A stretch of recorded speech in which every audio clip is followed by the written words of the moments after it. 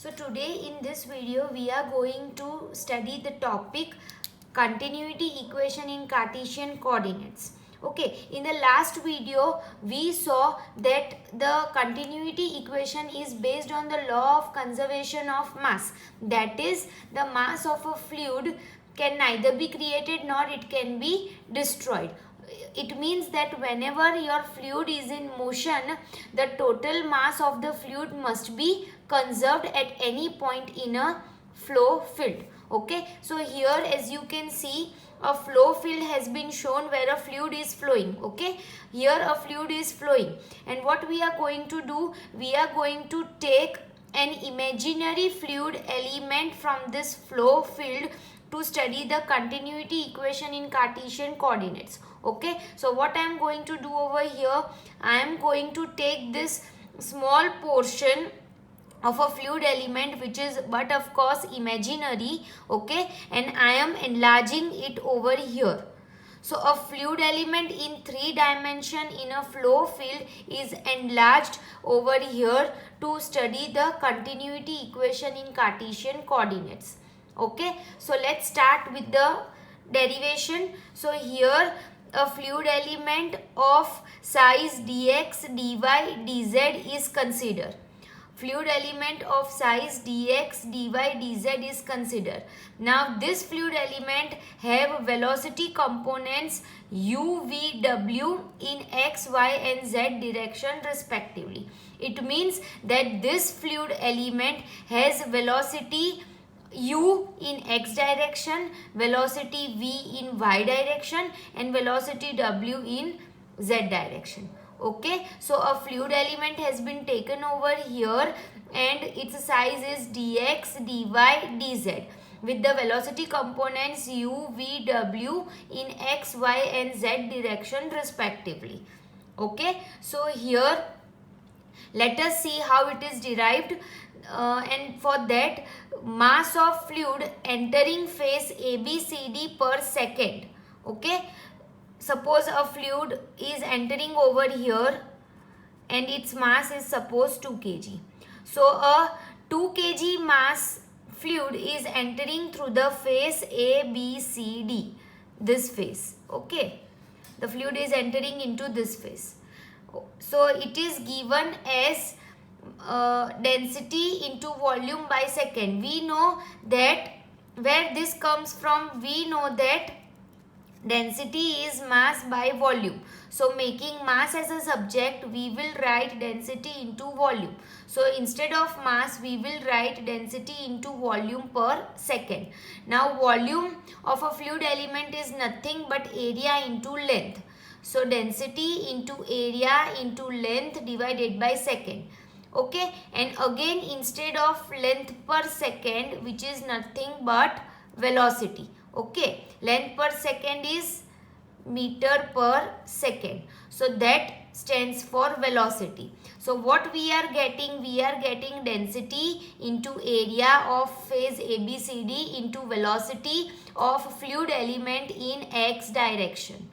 Okay, here only one direction is considered at now because the fluid is considered to be entering from only one phase, that is ABCD in x direction. Okay, so what is the mass of fluid which is entering phase ABCD per second? It is equals to density into area of phase ABCD into velocity in x direction. Now density is denoted by rho. Area of phase ABCD, it will be how much? It will be this much, BC into CD. So BC is equals to DZ. Okay, this much. BC is equals to DZ and CD is equals to DY. So the area of phase ABCD is DZ into DY. So we will write here area of phase ABCD will be dy into dz, and velocity in x direction is denoted by which component? It is denoted by u. So the velocity of the fluid element in x direction is denoted by u. So the mass of fluid which is entering phase ABCD is rho into u into dy dz. This is the amount of mass of a fluid which is entering through the phase A, B, C, D. Okay, now we will move towards next step, which is mass of fluid leaving the phase E, F, G, H. Okay, so what is the mass of the fluid leaving the phase E, F, G, H? We will consider it, suppose it is 1.5 kg. Okay, so 2 kg of mass is entering through the phase A, B, C, D, and 1.5 kg of mass is leaving through the phase E, F, G, H. So now what we will write for that? Okay, here we will write the mass which is entering through the phase A, B, C, D. Okay, because if 1.5 kg of mass is leaving through E, F, G, H, then some amount of mass has to be entered from A, B, C, D. So from A, B, C, D, what is the amount of mass which is entering? We just derived, that is rho u dy dz. So we will first write the mass which is entering through ABCD, which is 2 kg rho u dy dz, plus rate of change of mass. Okay, what will be the mass which will leave through this EFGH? So whatever mass will be consumed over here, and after that whatever it will remain, it will leave through EFGH. Okay, so that is written as rate of change of mass which is entering through ABCD. That is, when change in the mass of 2 kg is occurring, some amount of the mass will leave through the phase EFGH. So we will write rate of change of mass rho u dy dz, which is the mass which is entering from ABCD with respect to x in x direction. Okay, so the total mass which is leaving the phase EFGH, which we have considered suppose 1.5 kg, is expressed as the mass which is entering through ABCD, which is rho u dy dz, plus rate of change of mass which is occurring that is rho u dy dz. The rate of change of mass which is occurring when it is entering through phase ABCD. So when change in the 2 kg of mass is occurring, some amount will leave through EFGH, and hence it is given as rho u dy dz plus rate of change of mass which is entering through ABCD, that is rho u dy dz into dx with respect to del x. Okay, now net gain of mass in x direction. So what will be the net gain of mass in x direction? 2 kg minus 1.5 kg, that will be 0.5 kg. So this will be the net gain of mass which will be received in x direction. Okay, so that we can obtain by subtracting mass which is entering through ABCD. The mass entering through ABCD 2 kg minus mass which is leaving through EFGH. Suppose if it is leaving 1.5 kg, then mass leaving from EFGH will give us the mass which is retained in the fluid element. Okay, so mathematically that we can express as net gain of mass in x direction is mass entering through ABCD minus mass leaving through EFGH. Okay, so mass entering through ABCD is rho u dy dz, which we derived over here. Okay, mass entering phase ABCD rho u dy dz minus mass leaving the fluid EFGH. So we will write minus this whole term. So minus rho u dy dz, this minus will make this sign minus, then minus del by del x rho u dy dz dx. So rho u dy dz, this is plus, this is minus rho u dy dz. So these two terms will be cancelled out, and the only term which will remain is minus del x rho u dy dz. In which direction? In x direction. Okay, so this is the mass of fluid entering phase ABCD per second, which we assumed 2 kg. Similarly, mass of fluid leaving phase EFGH, which we assumed 1.5 kg. and the net gain of mass in x direction is how much? 2 kg minus 1.5 kg. So this is 0.5 kg.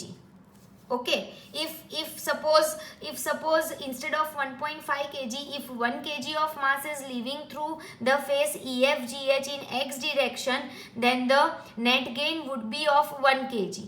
Okay, so you can see over that the summation of the mass which is leaving through EFGH and the mass which has been retained in the fluid element is equals to the mass which is entering into the phase ABCD, whether it is 1.5, 1 or any other value. But when you will subtract that value from the 2 kg, you will get the value of the mass which has been retained in the fluid element, and when you add that value to the mass entering into the fluid element, it will be same.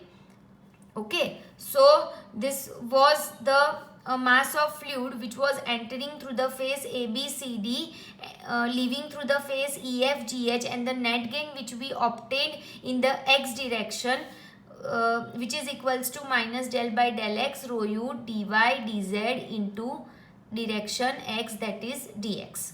Similarly, what will be the net gain of mass in y direction and z direction? It will be equals to, similarly, it will be equals to y is equals to minus del by del y rho v dx dz in which direction? In y direction. And similarly, z is equals to minus del by del z rho w dx dy in which direction? In z direction. Okay, so we got the net gain mass in x, y and z direction. Now if we want to add the net gain mass in all the three direction, what we need to do? We need to add the net gain masses in each of the x, y and z direction. Okay, so net gain of mass is equals to gain of mass in x, y and z direction respectively. Okay, so in order to get the total gain of mass in a fluid element, okay, the fluid element which we considered, so in order to obtain the total mass which is written in this fluid element, we need to add the gain of mass in x, y and z direction respectively. So we will add them, and minus del by del x rho u dx dy dz minus del by del y rho v dx dy dz minus del by del z rho w dx dy dz. Taking the minus sign common out and dx dy dz common out, we will get this equation which is del by del x rho u plus del by del x rho v plus del by del x rho w. Okay, so this is the net gain of mass in x, y and z direction of a fluid element. Okay, now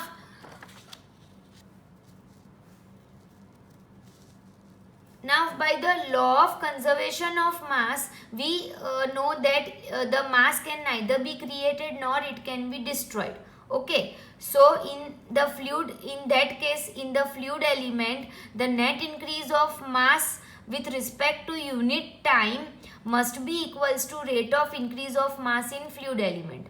Okay, are you getting it? What does it mean? What does it mean? It means that if 2 kg of mass is entering into the phase ABCD, there will be no addition of mass in the fluid element. Okay, if 2 kg is entering over here, then 2 kg or less than 2 kg only will leave from here. 3 kg, leaving of 3 kg from the phase EFGH is not possible, because addition of mass when the mass is entering into a fluid element is not possible. Neither we can destroy it or we can create it. Okay, also it is not possible that if 1.5 kg of mass is leaving from EFGH, then we will here only get 0.3 or 0.1 or 0.2 kg of mass in this. No, it is not possible. It must be equals to the total mass which is entering into the phase 2 kg. So if 1.5 kg of mass is leaving from here, 0.5 kg mass must be stored in this fluid element. 0.3, 0.1, 0.2 mass is not allowed to store in this element, because mass is neither destroyed nor it can be created. Okay, are you getting it? So the total mass entering into a system must be equal to the total mass leaving the system. Okay, leaving or conserved in the system. So what we are trying to understand over here, we are trying to understand that by law of conservation of mass, the energy can neither be created nor it can be destroyed. And in that case, the net increase of mass per time in fluid element. Okay, fluid element is the element which we have considered. This is the fluid element which we have considered. So the net increase of mass in the fluid element with respect to time must be equals to rate of increase of mass in fluid element. Okay, and here the rate of increase of mass with time. Now what is mass? This mass is nothing but density into volume. Okay, and this volume stands for dx, dy, dz, because this is the dx, this is dz, and this is dy. So dx, dy, dz is the volume of fluid element. Okay, and density is rho is the density of fluid element. So mass is equals to density into volume, which is density into dx, dy, dz. So instead of mass, we have written density into dx, dy, dz, and its rate of increase with respect to time. So del by del t of mass, that is del rho by del t dx, dy, dz. And it must be equals to what? It must be equals to rate of increase of mass in fluid element. And that we already derived right now, that the total increase of mass in all the three direction will be equals to minus sign common, del by del x rho u plus del by del y rho v plus del by del z rho w dx, dy, dz common. Okay, so dx, dy, dz from both the sides will be cut off, and the final equation will be del rho by del t plus, if I'll take this entire term on the left hand side, left hand side, then its summation will be equals to 0. So del rho by del t plus del by del x of rho u plus del by del y of rho v plus del by del z of rho w is equals to 0. Okay, now here some conditions are prevailing for this equation. Okay, here we have considered the flow to be steady and incompressible. Okay, so here conditions which exist are two conditions, which are the flow is steady and it is also incompressible. So the flowing fluid, right, the fluid which we considered over here, and we have taken what fluid element of that flow, fluid flow. So if this fluid is considered to be steady and incompressible, the flow is considered to be steady and incompressible. So in that case, what will happen? The equation will become something else. That is, if we apply the conditions for steady flow, then rate of change of density with respect to time will be equals to 0. As the flow is steady, it will not change with respect to time, and therefore the rate of change of density with respect to time is 0. Okay, it means that is density is constant, and which means that it is incompressible flow. Okay, so in that case, pressure of above condition, presence of above conditions, equation 1 will become 0 plus rho del u by del x plus del v by del y plus del w by del z equals to 0. Okay, we are talking here about which equation? We are talking about this equation number 1. As del rho by del t is equals to 0, so this term will be 0 plus taking out density common from this equation. So here again I am writing this term to be 0 plus rho is I am taking out constant, so it will become del u by del x plus del v by del y plus del w by del z is equals to 0. Okay, this equation is similar to this equation. Okay, so 0 plus density common equals to 0. If we equate density with equals to 0, we will get this equation, and this equation is known as continuity equation in 3 dimensions, or you can also call it as continuity equation in Cartesian coordinates. Del u by del x plus del v by del y plus del w by del z is equals to 0. Okay, so again I am repeating that continuity equation is based on law of conservation of mass, which states that mass can neither be created nor it can be destroyed. Okay, so if a particular amount of mass is entering into a system that we considered over here, so this was a fluid flow. From this fluid flow we considered this one fluid element. Okay, we considered one fluid element, and what we did, we calculated the entry and exit of masses from the fluid element in x, y and z direction. Okay, so the summation of the rate of change of velocity in all the 3 directions must be equals to 0. That is del u by del x plus del v by del y plus del w by del z is equals to 0. That is, if 2 kg of mass is entering into a fluid and 1.5 kg of mass is leaving to fluid, then it is mandatory that 0.5 kg of fluid is retained into the system. Not more than this or not less than this. 0.6 is also not possible, 0.4 is also not possible, because energy can neither be created, right? Extra creation of energy is not possible, or we can also not destroy the energy. Destroy of energy or mass is also not possible. Okay, so mass is neither be created nor it can be destroyed.